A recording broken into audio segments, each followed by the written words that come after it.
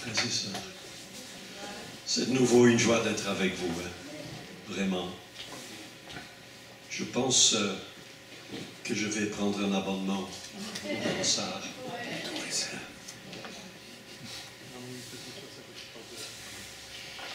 Je suis un peu touché par ce qu'on vient d'entendre. Que le Seigneur étende sa main. Oui. Mardi passé, nous avons considéré ensemble la théorie de la direction du Saint-Esprit. Ce soir, je voudrais regarder avec vous un peu de la pratique.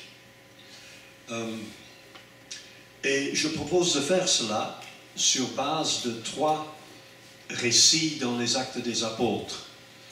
Il y a tant d'exemples dans la parole de Dieu, c'est très difficile à choisir entre les exemples. Mais comme à l'école biblique, on enseigne qu'un bon message doit avoir 3 points. Le frère rigole parce qu'il n'est pas d'accord avec ça, comme moi non plus, je ne suis pas d'accord avec. Mais ce soir, 3 exemples. Le premier, nous allons dans l'esprit à Damas, capitale de la Syrie, à une maison à la rue droite, maison habitée par un juif qui s'appelle Judas. Depuis 3 jours, ce Judas, il a quelqu'un qui loge chez lui, Saul de Tarse, un jeune rabbin qui vient de Jérusalem. Un jeune rabbin qui vient ensemble de terminer ses études au collège célèbre du professeur Gamaliel. Et sur le chemin de Damas, ce jeune rabbin qui avait pensé que la direction de Dieu pour sa vie était de persécuter l'Église, il était convaincu. C'était son ministère, c'était son appel, c'était la direction de Dieu pour lui. Et sur le chemin de Damas, vous connaissez tous l'histoire, une conversion radicale, immédiate, totale.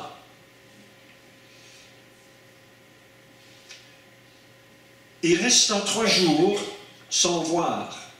Il ne mangea ni ne but. Or, il y avait à Damas un disciple nommé Ananias. Le Seigneur lui dit dans une vision, Ananias, il répondit, me voici Seigneur. Le Seigneur lui dit, lève-toi, va dans la rue qu'on appelle la droite et cherche dans la maison de Judas un nommé Saul de Tarse, car il prie. Et il a vu en vision un homme du nom d'Ananias qui entrait et qui lui imposait les mains afin qu'il recouvrât la vue. Ananias répondit, Seigneur, j'ai appris de plusieurs personnes tous les maux que cet homme a fait à tes saints dans Jérusalem. Et il a ici des pouvoirs de la part des principaux sacrificateurs pour lier tous ceux qui invoquent ton nom. Mais le Seigneur lui dit, va, car cet homme est un instrument que j'ai choisi pour porter mon nom devant les nations, devant les rois et devant les fils d'Israël. Et je lui montrerai tout ce qu'il doit souffrir pour mon nom. Ananias sortit, et lorsqu'il fut arrivé dans la maison, il imposa les mains à Saul, en disant, Saul, mon frère, le Seigneur Jésus, qui t'est apparu sur le chemin par lequel tu venais, m'a envoyé pour que tu recouvres la vue et que tu sois rempli du Saint-Esprit. Au même instant, il tomba de ses yeux comme des écailles, et il recouvra la vue, il se leva et fut baptisé. Et après qu'il eut pris de la nourriture, les forces lui revinrent. Saul resta quelques jours avec les disciples qui étaient à Damas, et aussitôt, il prêcha dans les synagogues que Jésus est le Fils de Dieu. Ananias, c'est un homme pieux selon la loi, de qui tous les Juifs demeurant à Damas rendent un témoignage, un bon témoignage. Il ne nous a pas dit qu'il est apôtre ou prophète ou évangéliste ou pasteur ou docteur. Il nous a dit simplement qu'il est un disciple. Néanmoins, il va jouer un rôle très important dans le plan de Dieu pour Saul de Tarse. Il va contribuer à la transformation de Saul de Tarse en Paul l'apôtre. Il est un exemple encourageant qui montre que Dieu ne se sert pas seulement des grands, mais aussi des petits. Ça nous réjouit, non? Ce que montre cette histoire aussi, c'est l'importance de la disponibilité à Dieu et de la sensibilité à la direction de Dieu. Quand Dieu dit à Ananias, lève-toi dans la rue, va dans la rue qu'on appelle la droite, cherche dans la maison de Judas un nommé Saul de Tarse, Ananias répond, Seigneur, j'ai entendu de plusieurs personnes tous les maux que cet homme a fait à tes saints dans Jérusalem, et ici il a des pouvoirs de la part des principaux sacrificateurs pour lier tous ceux qui invoquent ton nom. Ananias n'a probablement jamais rencontré Saul de Tarse, personnellement. Néanmoins, il a déjà son opinion sur lui. Sur quoi est-ce que son opinion est basée? Sur ce que disent des autres. Vous voyez déjà dans quelle direction je vais. Je n'ai pas besoin de souligner.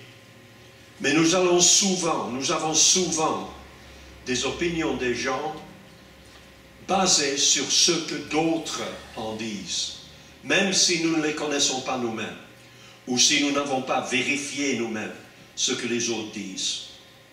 Ananias a déjà formé son opinion de Saul de Tarse, sur base de ce qu'il a entendu. Il le dit. Seulement, il a entendu, oui, mais il n'a pas tout entendu. Il a entendu que Saul a persécuté l'Église à Jérusalem. De ça, il est au courant. Mais il n'a pas entendu que Saul s'est converti à Jésus sur le chemin de Damas. Ça, il ne sait pas. Il connaît son histoire, son passé, mais pas son présent. Encore moins son avenir. Alors, qu'est-ce qu'il va faire? Se laisser guider par ce qu'il sait, ce qu'il a entendu des autres, ou obéir au commandement de Dieu? Un dilemme devant lequel nous nous trouvons aussi parfois, n'est-ce pas? Quand notre connaissance et notre expérience ou la logique humaine nous dicte un chemin à suivre, tandis que la parole de Dieu, l'Esprit de Dieu, nous dicte un autre chemin. Ananias est un disciple, un homme pieux selon la loi. Les Juifs donnent un bon témoignage de lui. Mais être un disciple de Jésus et être pieux selon la loi ne garantissent pas qu'on suit la direction du Saint-Esprit. Parfois difficile à accepter. On peut être très sincère, très honnête, très consacré, mais cela ne garantit pas qu'on suit la direction du Saint-Esprit. Des hommes ont dit à Ananias que ce Saul de Tarse est un homme dangereux. Il persécute l'Église. Il n'aime pas Jésus. C'est ça que les hommes disent. Et puis nous écoutons ce que Dieu en dit. Cet homme est un instrument que j'ai choisi pour porter mon nom devant les nations, devant les rois, devant les fils d'Israël. Qui a raison? Les gens ou Dieu? C'est ça qu'il faut décider. Dans un sens, ils ont tous les deux raison. Parce qu'en somme, Saul a persécuté l'Église. Mais ça, c'est le passé. Et le passé de quelqu'un, ça peut être très bon, ça peut être très mauvais, mais même Dieu Tout-Puissant ne peut pas changer mon passé. Moi, je ne sais pas le changer non plus.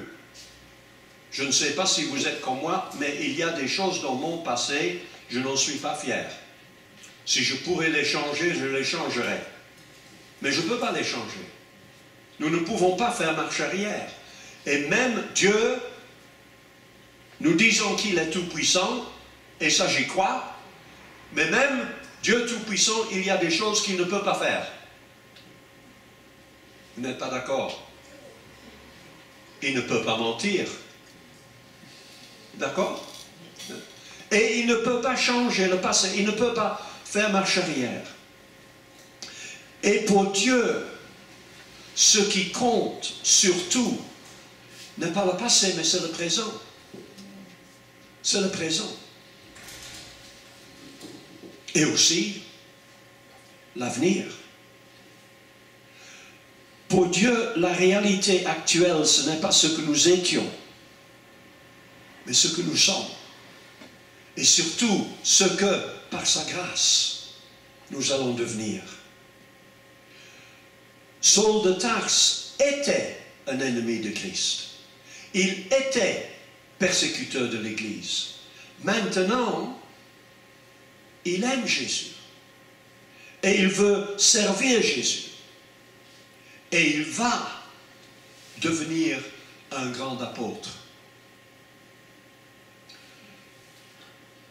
Dieu dit à Ananias, ce Saul de Tarse, il prie. Et il a vu une vision. Et dans sa vision, il a vu un homme qui s'appelle Ananias, qui entre et qui lui impose les mains afin qu'il recouvre la vue. C'est détaillé ça, n'est-ce pas? Et heureusement pour Saul et heureusement pour nous, Ananias décide de ne pas écouter ce que disent les gens, mais de croire ce que dit Dieu. Et donc, il accepte et il suit la direction du Saint-Esprit, malgré qu'il sait qu'en somme, c'est un homme dangereux.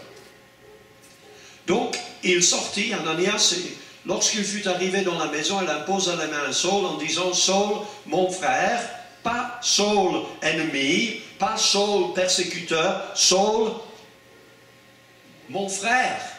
Pas seulement frère, mais mon frère. Vous n'aurez pas peur de l'embrasser? Cet homme dangereux, il a peut-être des menottes en poche. Il va vous amener en prison. C'est pour ça qu'il est venu à Damas. Et comment est-ce que Ananias sait que Saul est vraiment changé? Ah, bien sûr, il est saint maintenant, donc il a un auréole. Vous le croyez? Je n'y crois pas. Et s'il n'a pas mangé et n'a pas bu pendant 3 jours, il est peut-être un peu pâle. Ananias croit ce que le Saint-Esprit lui dit. Malgré toute apparence, malgré toute logique. Saul, mon frère. Le Seigneur Jésus qui t'a apparu sur le chemin par lequel tu venais, m'a envoyé pour que tu recouvres la vue, pour que tu sois rempli du Saint-Esprit. Et en même temps, il tomba des yeux comme des écailles, il recouvra la vue, se leva et fut baptisé. Ananias lui dit, le Dieu de nos pères t'a destiné à connaître sa volonté, à voir le juste et à entendre les paroles de sa bouche, car tu lui serviras de témoin auprès de tous les hommes des choses que tu as vues et entendues. Ananias ne le sait pas encore, mais du fait qu'il est sensible à la direction du Saint-Esprit, en somme, il lance l'apôtre Paul dans son ministère. Quel privilège! Quel privilège! Donc, une première leçon ce soir, quant à la direction du Saint-Esprit, le Saint-Esprit peut nous conduire contre la sagesse et la logique des hommes, contre nos propres opinions, nos propres connaissances. Nous ne pouvons pas et nous ne sommes pas tous des apôtres Paul, mais j'espère que nous pouvons tous être des Ananias. Amen. Des gens qui reconnaissent ce que Dieu fait dans la vie des autres, qui les encourage à s'épanouir et à servir le Seigneur dans un ministère. Des gens qui sont prêts à laisser tomber leurs préjugés, leurs craintes, et qui sont prêts à écouter la direction du Saint-Esprit. Deuxième exemple. Il y avait à Césarée un homme nommé Corneille, centenier dans la cour dite italienne. Cet homme était pieux et craignait Dieu avec toute sa maison. Il faisait beaucoup d'aumônes au peuple. Il priait Dieu continuellement. Vers la 9e heure du jour, il vit clairement une vision. Dans une vision, un ange de Dieu qui entra chez lui et qui lui dit « Corneille ». Les regards fixés sur lui, saisi d'effroi, il répondit « Qu'est-ce, Seigneur ?» L'ange lui dit « Tes prières et tes aumônes sont montées devant Dieu, et il s'en est souvenu. Envoie maintenant des hommes à Joppé, fais venir Simon, surnommé Pierre. Il est logé chez un certain Simon, pourvoyeur, dont la maison est près de la mer. » Dès que l'ange qui lui avait parlé fut parti, Corneille appela 2 de ses serviteurs et un soldat pieux d'entre eux, qui était attaché à sa personne. Et après leur avoir tout raconté, il les envoya à Joppé. Le lendemain, comme ils étaient en route et qu'ils approchaient de la ville, Pierre monta sur le toit vers la 6e heure pour prier. Il eut faim et il voulut manger. Et pendant qu'on lui préparait à manger, il tomba en extase. Il vit le ciel ouvert. Et un objet semblable à une grande nappe attachée par les 4 coins, qui descendait et s'abaissait vers la terre, et où se trouvaient tous les quadrupèdes et les reptiles de la terre et les oiseaux du ciel. Et une voix lui dit, « Lève-toi, Pierre, tue et mange. » Et Pierre dit, « Non, Seigneur, car je n'ai jamais rien mangé de souillé ni d'impur. » Pour la seconde fois, la voix se fit encore entendre à lui. « Ce que Dieu a déclaré pur, ne le regarde pas comme souillé. » Et puis, Corneille. Corneille, juste comme Ananias, est pieux et craignait Dieu. Bon. Tiens. Un exemple à suivre, bien sûr. Et si nous voulons la direction du Saint-Esprit, c'est un exemple que nous devons suivre.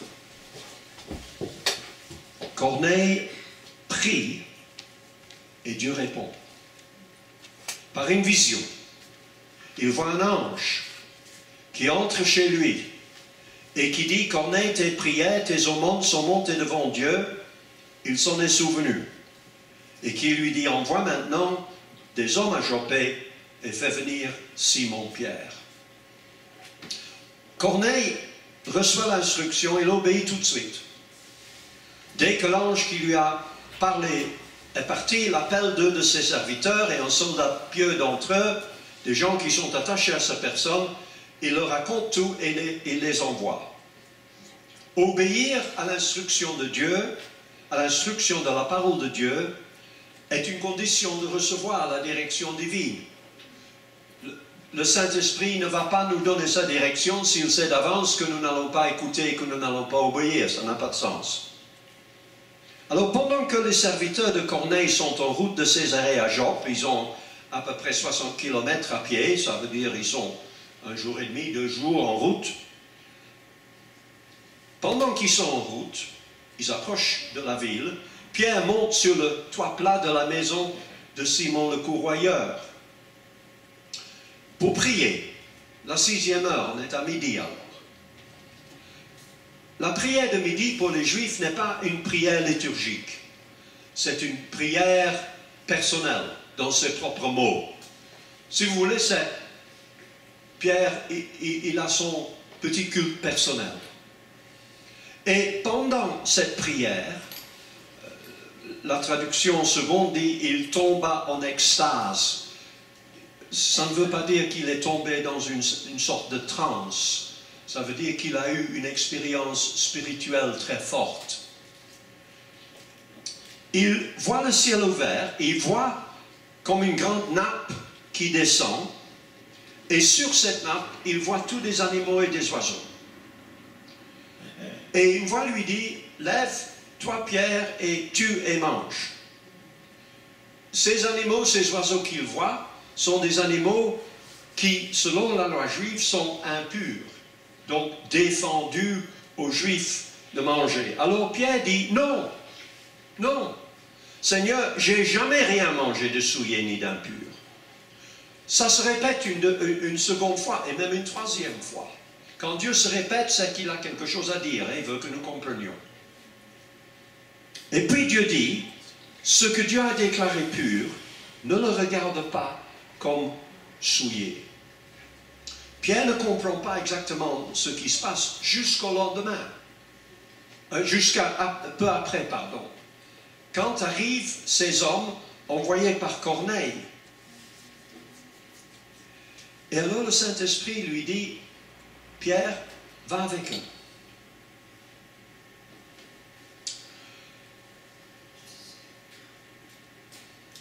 C'est difficile pour nous, qui ne sommes pas juifs, de comprendre le bouleversement qui se passe en ces moments dans la tête de Pierre, juif orthodoxe. Il n'a jamais entendu autre chose, il ne faut pas manger des animaux impurs. Il ne faut pas s'associer aux gens impurs. Et maintenant, Dieu lui dit d'abord de manger des animaux impurs et puis de partir avec des Romains, des gens impurs, des gens pire qu'impurs, ce sont des ennemis. Il arrive chez Corneille. Corneille lui explique sa vision, pourquoi il l'a fait venir. Et puis, Pierre dit ceci. En vérité, je reconnais que Dieu ne fait point exception de personne, mais qu'en toute nation, celui qui le craint et qui pratique la justice, lui est agréable. Heureusement qu'il a compris ça, frères et sœurs. Parce qu'en comprenant cela, Pierre a ouvert son esprit au fait que dans l'Église de Dieu, il n'y a pas seulement des Juifs qui sont sauvés, mais aussi des non-Juifs. Pour nous, ça c'est évident, parce que nous ne sommes de toute façon pas Juifs. Mais pour Pierre, c'est une pensée tout à fait révolutionnaire. J'ai dit tout à l'heure, nous aurons difficile à imaginer la révolution, le bouleversement qui se passe dans sa tête. Mais qu'est-ce que nous pouvons apprendre de cela? Que la direction du Saint-Esprit, écoutez très bien parce que c'est important, la direction du Saint-Esprit agrandit et élargit notre compréhension et notre interprétation de la parole de Dieu. La direction du Saint-Esprit nous permet des profondeurs de compréhension que l'intelligence humaine ne sait même pas imaginer. Et nous avons besoin du Saint-Esprit et de sa direction pour vraiment comprendre la parole de Dieu. Alléluia. Quand nous permettons au Saint-Esprit d'agrandir et d'élargir notre interprétation et notre compréhension de la parole de Dieu, la conséquence, c'est que nos attitudes changent. Et quand nos attitudes changent, nos comportements changent. En somme, nous ouvrir à la direction du Saint-Esprit, lire la parole de Dieu par les lunettes du Saint-Esprit, transforme notre vie. Transforme notre vie. Jésus dit, c'est l'Esprit qui vivifie. Les paroles que je vous ai dites sont esprit et vie. Paul écrit, il nous a aussi rendus capables d'être ministres d'une nouvelle alliance, non de la lettre, mais de l'esprit. Car la lettre tue, mais l'esprit vivifie. Attention, ça ne veut pas dire que la lettre n'a plus d'importance. Ça ne veut pas dire que la loi a changé, que nous ne devons plus lire ou appliquer la loi. Non, il n'y a aucun point, aucune virgule qui a changé. Seulement par le Saint-Esprit, nous le lisons par les lunettes de la grâce, par les lunettes de la nouvelle alliance. Et notre compréhension est beaucoup plus large, beaucoup plus profonde. Alléluia. Il y a beaucoup plus à dire là-dessus, mais ça c'est une autre étude. Troisième exemple. Et je voudrais passer un peu plus de temps sur ce dernier exemple. Paul est dans son deuxième voyage missionnaire. Et nous lisons, ayant été empêchés par le Saint-Esprit d'annoncer la parole dans l'Asie, Paul et ses compagnons traversèrent la Phrygie et le pays de Galatie. Arrivés près de la Mysie, ils se disposaient à entrer en Bithynie. Mais l'Esprit de Jésus ne le leur permit pas. Ils franchirent alors la Mysie et descendirent à Troas. Pendant la nuit, Paul eut une vision. Un Macédonien lui apparut et lui fit cette prière. « Passe en Macédoine, secours-nous. » Après cette vision de Paul, nous cherchâmes aussitôt à nous rendre en Macédoine, concluant que le Seigneur nous appelait à y annoncer la bonne nouvelle. Une toute petite histoire, quelques versets seulement. Mais je voudrais tirer 5 principes de la direction divine. La première, nous l'avons déjà vue. C'est-à-dire le rôle de la vision, comme chez Ananias et comme chez Pierre. Alors nous allons passer tout de suite à la deuxième. Quelque chose qui semble parfois être très difficile. Qu'est-ce que c'est? Admettre qu'on se trompe. Admettre qu'on a tort. Vous trouvez ça difficile? Oui? Moi oui en tout cas. Et ont été empêchés par le Saint-Esprit d'annoncer la parole dans l'Asie. Ils veulent annoncer la parole en Asie. Paul croit que c'est la direction du Saint-Esprit pour aller en Asie. Et le Saint-Esprit dit non. Ils traversent la Phrygie, le pays de Galatie. Arrivés près de la Mysie, ils se disposent à entrer en Bithynie.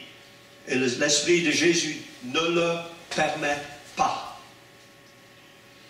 Connaissant l'apôtre Paul, vous êtes d'accord, il ne planifie pas son voyage par hasard. Il prie. Seigneur, où veux-tu qu'on aille maintenant pour annoncer ta parole? Vous ne croyez pas? Et alors il pense, le Saint-Esprit nous dirige vers l'Asie. Et le Saint-Esprit dit non, non. Et puis, il se dispose d'entrer en Bithynie. Et le Saint-Esprit dit, je ne permets pas. Vous allez me demander, comment est-ce que le Saint-Esprit l'a défendu? Comment est-ce que le Saint-Esprit les a empêchés? Je ne sais pas. La Bible ne dit pas. Mais c'était clair.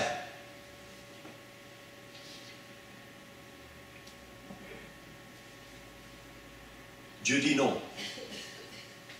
Moi, j'ai toujours un problème quand Dieu dit non. Vous aussi? Moi, je préfère qu'il dise oui. Si je prie, qu'il réponde oui, ou mieux encore, qu'il réponde oui et directement. Mais nous devons accepter que parfois, Dieu dit non. Ma maman m'a une fois dit, quand je sciais, que je voulais avoir quelque chose, je l'avais demandé plusieurs fois. Pourquoi tu continues à demander? Ben, parce que tu as dit non. Et ma maman dit, non, c'est aussi une réponse.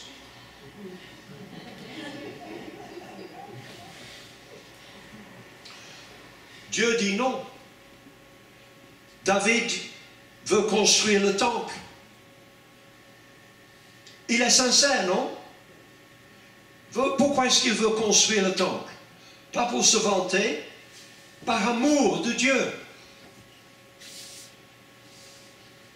Et Dieu envoie le prophète Nathan lui dire, quand tes jours seront accomplis et que tu seras couché avec tes pères, j'élèverai ta postérité après toi, celui qui sera sorti de tes entrailles, et j'affirmerai son règne, et ce sera lui qui bâtira la maison. Dieu dit à David, non, pas toi. Quand l'apôtre Paul est attaqué par le diable, l'histoire de l'écharpe dans la chair, vous connaissez l'histoire. 3 fois il prie, Seigneur, s'il te plaît, enlève cette écharpe de la chair. Et qu'est-ce que Dieu répond? Non, ma grâce te suffit. C'est très bien ça. Ma grâce te suffit, c'est beau, mais je préférerais la délivrance. Vous aussi? Oui. Et puis Jésus, dans le jardin de Gethsémane, Père, s'il te plaît, éloigne de moi cette coupe. 3 fois. Et 3 fois Dieu dit non. Mais nous remarquons que ni David, ni Paul, ni Jésus ne rebellent. Ils ne rebellent pas quand Dieu dit non. Et pourquoi pas? Parce que, bien qu'ils soient des grands hommes de Dieu, et Jésus est le Fils de Dieu, ils restent humbles. Et parce qu'ils restent humbles, ils sont, je ne sais pas si c'est un mot français, enseignables. On dit ça en français? Oui?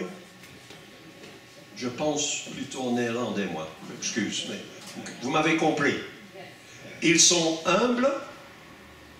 David, Paul, Jésus, on pourrait prendre des autres exemples. Et parce qu'ils sont humbles et restent humbles, le Saint-Esprit peut leur enseigner. Jésus, je vais seulement prendre Jésus comme exemple.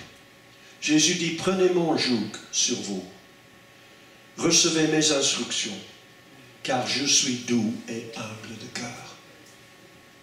Et si vous faites ça, si vous suivez mon exemple, vous trouverez du repos pour vos âmes. Le Seigneur est resté humble jusqu'à la fin, n'est-ce pas? Jésus qui savait que le Père avait remis toutes choses entre ses mains, qu'il était venu de Dieu, qu'il s'en allait à Dieu, se leva de table, ôta ses vêtements, prit un linge dont il se ceignit, ensuite il versa de l'eau dans un bassin et se mit à laver les pieds des disciples et à les essuyer avec le linge dont il était saint. L'ultime exemple de l'humilité. Mais Jésus ne reste pas seulement humble, il reste aussi enseignable. Est-ce que Jésus avait quelque chose à apprendre? La lettre aux Hébreux dit, celui qui, dans les jours de sa chair, ayant présenté avec de grands cris et avec larmes des prières et des supplications à celui qui pouvait le sauver de la mort, et ayant été exaucé à cause de sa piété, il a appris, bien qu'il fût fils, l'obéissance par les choses qu'il a souffertes. Même le Seigneur Jésus se laissait enseigner dans son cas par la souffrance. C'est incroyable, la frère et sœurs. Est-ce que nous sommes aussi humbles, aussi enseignables? On peut se tester soi-même. Si on pense qu'on a toujours raison, Et moi, personnellement, j'aime avoir raison. Je le confesse. Je vais aller plus loin. D'habitude, j'ai raison. Du moins, je pense. On aime avoir raison, n'est-ce pas? Mais si on pense ou on prétend toujours avoir raison, si on essaye d'imposer sa raison aux autres, si on n'est pas prêt, le cas échéant, à admettre qu'on a tort, qu'on s'est trompé, et le cas échéant de demander pardon, alors on est orgueilleux et pas enseignable. Et d'habitude, cela veut dire malheureusement qu'on ne se laisse pas corriger, même pas par Dieu. Mais l'apôtre Paul n'est pas comme ça. Quand il est empêché par le Saint-Esprit d'annoncer la parole dans l'Asie, il ne dit pas, ah bon, si je ne peux pas, eh bien je ne joue plus. C'est fini. Quand je suis élevé en Angleterre, moi, vous savez, en Angleterre, on joue un jeu que vous, Belges, vous ne connaissez pas, le cricket. Vous avez déjà vu le cricket? C'est pas comme le foot. Hein. Le foot, je crois que ça dure 1h30. Le cricket, ça dure 5 jours. Hein. Et à l'école, c'était obligatoire. En hiver, le foot. En été, le cricket. Mais ça va pour moi beaucoup trop lentement. N'est-ce pas? Vous avez 2 équipes de 11. Et l'équipe qui joue, il n'y a que 2 à la fois. Et les 9 autres passent des heures et des heures et des heures sur le banc. Spectateurs, pas joueurs. C'est pour ça que le foot ne m'intéresse pas. Il ne me laisse pas jouer. Je ne peux être que spectateur. Il paraît que l'Angleterre va jouer contre la Belgique, c'est ça? Ouh là là, ça c'est difficile, hein? De beurre. Mais maintenant, Paul ne peut pas jouer, du moins pas sur le piste où il veut jouer. Dieu dit non, pas l'Asie. Il ne se rebelle pas. Il ne s'obstine pas. Je me réfère à ce que j'ai dit la semaine passée. Il ne dit pas, le Saint-Esprit m'a dit. Au contraire, il comprend. Et qu'est-ce qu'il comprend? Qu'il a mal compris la direction du Saint-Esprit. Ce n'est pas une honte. On n'est pas parfait. On peut mal comprendre. Ça ne vous est jamais arrivé? De penser avoir la direction du Saint-Esprit et puis de vous rendre compte après que vous vous êtes trompé? Ça ne vous est jamais arrivé? Si, bien sûr. Et Paul, il est humble. Alors, il ne se fâche pas, il ne se rebelle pas. Il repart à la recherche de la vraie direction du Saint-Esprit. Jésus dit, celui qui est le plus petit parmi vous, c'est celui-là qui est le plus grand. Ça, c'est formidable.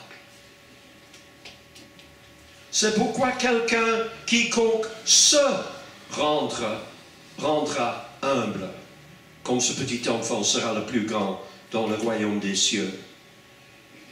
Quiconque se rend humble. Qu'est-ce que ça veut dire? Qu'on doit le faire soi-même, non? Moi, je ne sais pas si vous êtes d'accord avec moi. Moi, je trouve que c'est beaucoup plus facile de humilier quelqu'un d'autre que de m'humilier moi-même.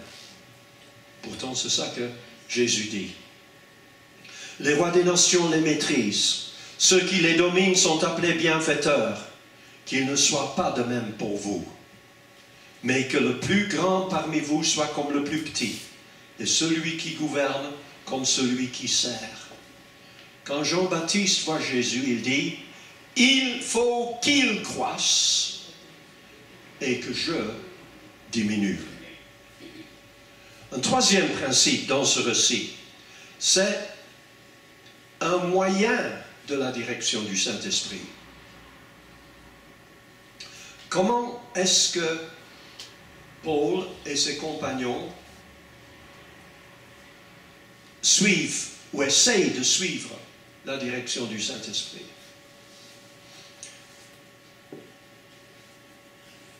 Je vais vous parler de portes fermées et de portes ouvertes. Jésus dit, voici ce que dit le Saint, le véritable, celui qui a la clé de David. Celui qui ouvre et personne ne fermera. Celui qui ferme et personne n'ouvrira. J'ai mis devant toi une porte ouverte que personne ne peut fermer. Comment est-ce qu'on peut savoir si une porte est ouverte ou fermée? C'est pas difficile, hein? On pousse dessus. Si la porte est ouverte, elle bouge. Si elle est fermée, à clé, vous pouvez pousser dessus tout ce que vous voulez, elle n'ouvre pas. Et Dieu dit, c'est moi qui ouvre des portes. Certaines portes j'ouvre et d'autres portes je ferme. Et mon expérience personnelle, pour ce que ça vaut, je ne dis pas que vous devez avoir la même expérience, mais la majorité des fois où Dieu m'a conduit par son Saint-Esprit, ce n'était pas des visions, des songes, des voix qui viennent du ciel, c'était des portes qui s'ouvraient ou qui se fermaient. Et je poussais dessus. On peut appliquer cela à beaucoup de choses. Par exemple, vous cherchez du travail. Vous lisez les annonces dans le journal, vous cochez 2-3 annonces, vous écrivez des lettres, je suppose que ça se fait par mail aujourd'hui, mais enfin, vous suivez le principe. Et de 2 des 3, vous recevez une réponse, non. Et du 3e, on vous invite, interview. Avant d'écrire ces lettres, vous priez. Et vous dites, Seigneur, s'il te plaît, ouvre la porte que tu as préparée pour moi. Alors, si la 3e, vous avez le travail, on vous engage, on vous embauche, dites merci Seigneur, c'est la direction de ton Saint-Esprit. Certains vont dire, ça c'est trop simple. Moi je suis simple, j'en peux rien. Je ne suis pas compliqué. Mais j'ai trouvé souvent que c'est comme ça que Dieu m'a conduit. Des portes. Malheureusement, Dieu n'ouvre pas toujours la porte que moi je voudrais. Et puis on a tendance à essayer de forcer la porte. Ça ne sert à rien. J'ai mis devant toi une porte ouverte que personne ne peut fermer. Dans le cas de l'apôtre Paul, Dieu, le Saint-Esprit ne lui permet pas d'aller en Asie, annoncer l'Évangile, d'aller en Bithynie, annoncer l'Évangile, pas parce que le Saint-Esprit ne veut pas que les Asiatiques entendent l'Évangile. Ce n'est pas pour ça. Plus tard, l'apôtre Paul ira en Asie. Il prêchera la parole, 3 chapitres plus tard seulement. Et tous ceux qui habitaient l'Asie, juifs et grecs, entendirent la parole du Seigneur. Mais ça, c'est au chapitre 19. Et au chapitre 16, ce n'est pas encore le temps de Dieu, ce n'est pas encore le moment dans le calendrier de Dieu pour que Paul apporte l'évangile en Asie et en Bithynie. Pourquoi? Parce que Dieu, à ce moment-là, il a une autre priorité. Quelle autre priorité? Eh bien, l'Europe.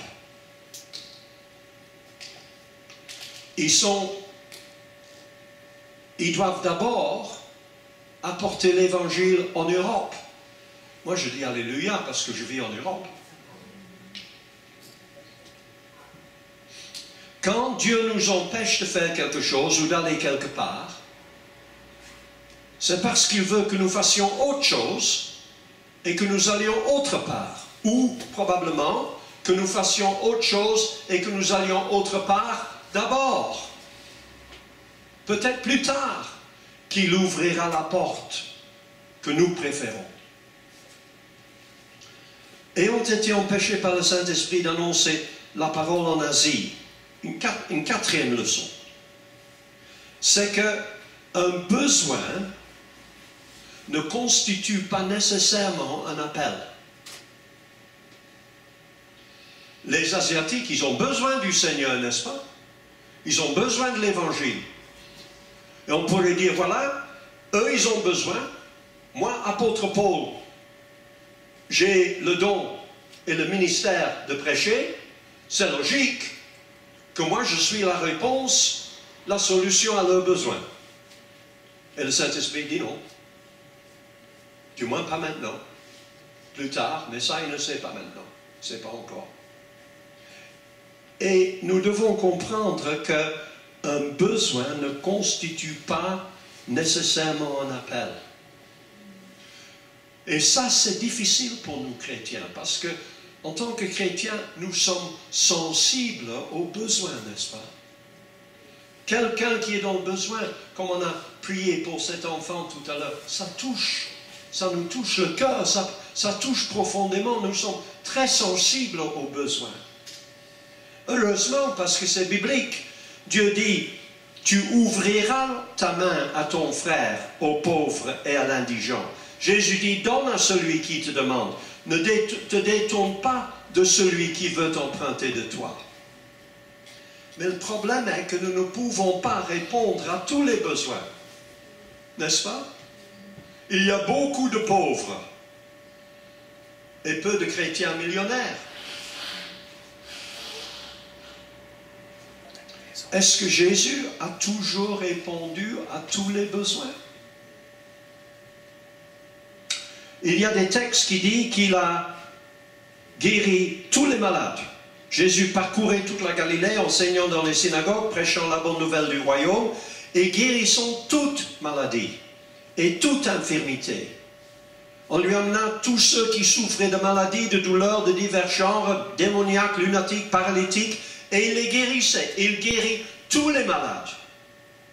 Et puis il appelle ses 12 disciples et leur donne le pouvoir à eux de chasser les esprits impurs et de guérir toute maladie et toute infirmité. Donc il y a des moments où Jésus répond à tous les besoins. Mais il y a des autres moments où il ne le fait pas. Il y a des moments où les disciples guérissent tout le monde. Et il y a des moments où ils ne guérissent pas tout le monde. Jésus va à la piscine de Bethesda, où la Bible dit étaient couchés en grand nombre des malades, des aveugles, des boiteux, des paralytiques. Et Jésus va dire à un seul, lève-toi, prends ton lit et marche. Un seul. Et les autres alors sont toujours là.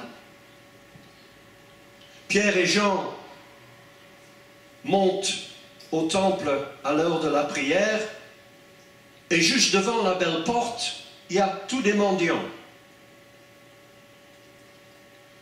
Et Pierre dit à un seul, je n'ai ni argent ni or, mais ce que j'ai, je te le donne.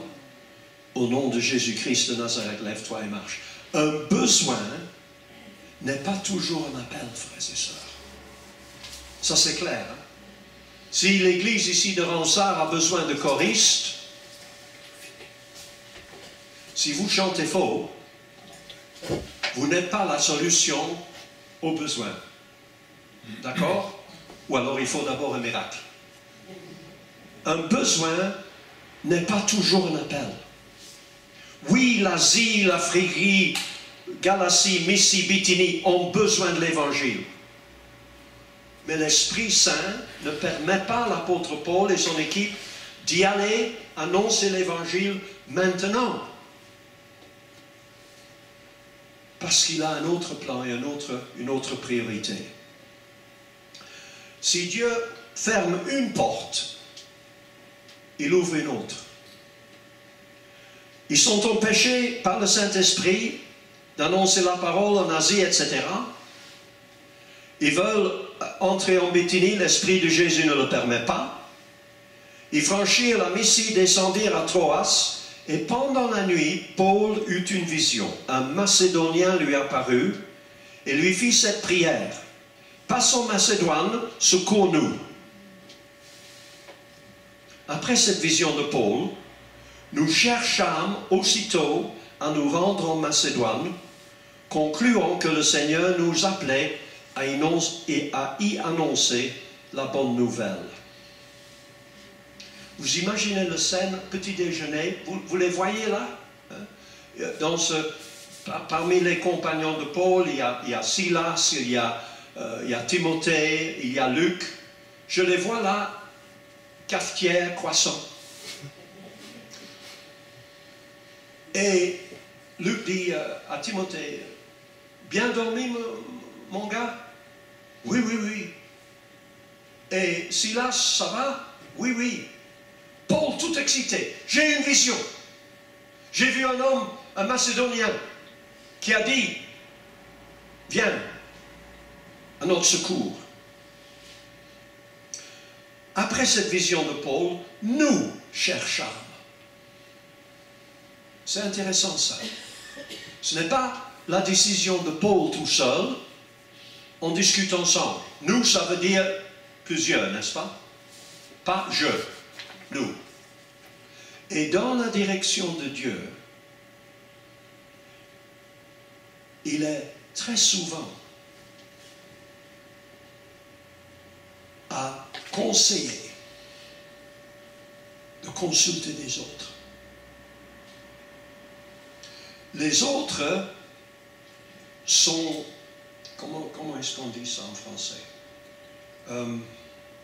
Quand c'est vous-même, vous pouvez être poussé parce que vous êtes excité, parce que vous avez expérimenté quelque chose. C'est plutôt l'émotion et l'enthousiasme qui règnent. Tandis que les autres, je ne veux pas dire qu'ils sont indifférents, mais ils peuvent être plus pragmatiques. Et alors c'est bien, quand on pense recevoir une direction de Dieu, de partager avec des autres, de consulter avec des autres. Pas n'importe qui, vous avez compris, des gens spirituels. Et puis nous lisons quelque chose de très, très intéressant. Après cette vision de Paul, nous cherchons aussi à nous rendre en Macédoine, concluant que le Seigneur nous appelait à y annoncer la bonne nouvelle. Je vais vous dire en terminant ceci.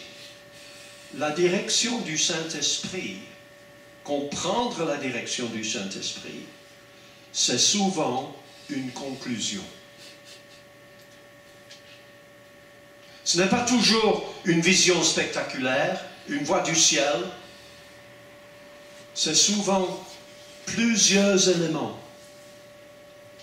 qui pointent dans la même direction. Et alors qui font qu'une conclusion s'impose. Concluons que. Est-ce que la conclusion était bonne? Qu'est-ce que vous pensez? Ils ont bien conclu.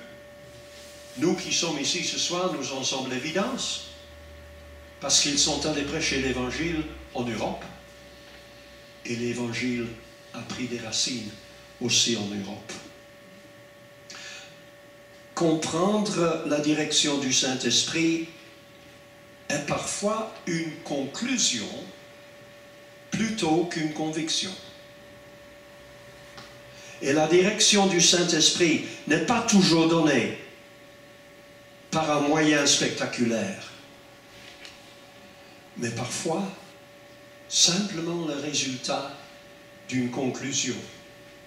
Quand on a cherché la face de Dieu, quand on a poussé sur des portes, il faut parfois patienter, il faut parfois rester fidèle, attendre, parce que parfois, avant d'ouvrir la porte, Dieu doit parfois arranger les meubles derrière la porte. Mais alors il va nous révéler son plan et sa direction. à nous à suivre, humblement, obéissant et en soumission totale. Que Dieu nous bénisse tous dans nos essais de comprendre sa direction pour notre propre vie, pour notre famille, pour notre Église, etc., etc. Mais le faire. Amen.